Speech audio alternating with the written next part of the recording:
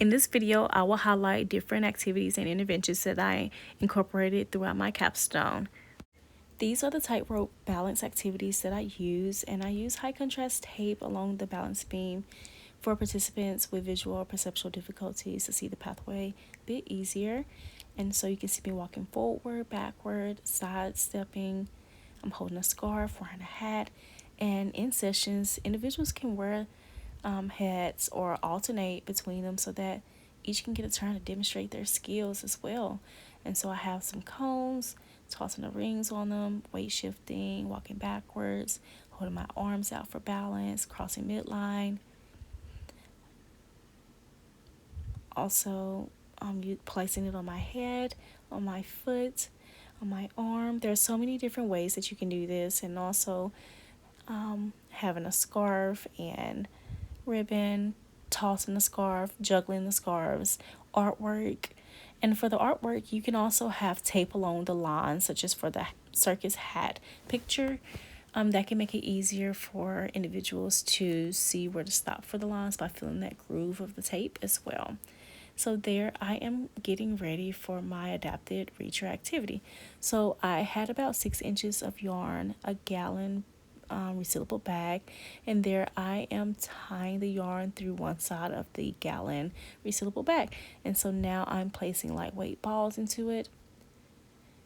That is the tablecloth that we'll be using for the adapted reacher activity.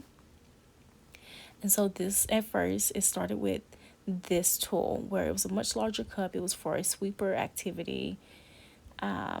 But I adapted it based on the conversations I had with the population that I was working with at the independent living facility. And so safety was something that we all talked about, and I really wanted to use this, one of the sessions, as a way to talk about safety and body mechanics. And so there I lowered my chair. I'm using this tool, using my feet to pull the tablecloth towards me to retrieve the balls. I'm grabbing it with my hand and then placing it into the resealable bag. And each participant had a bag that was tied to their chair. And as I finished, I also had a ball that rolled underneath the table, and so I wanted to demonstrate this using this tool while standing as well. I think this activity specifically was a great way to tie in real life movement patterns and functional reaching and everyday tasks, because most of them did say that they had a reacher at home. And so I really enjoyed the feedback that the participants provided me with this activity as well, because a lot mentioned that it allowed them to not bend out too far outside of their base of support when using their reacher, and to think about safety and safe body mechanics. So I truly enjoyed this activity at my site.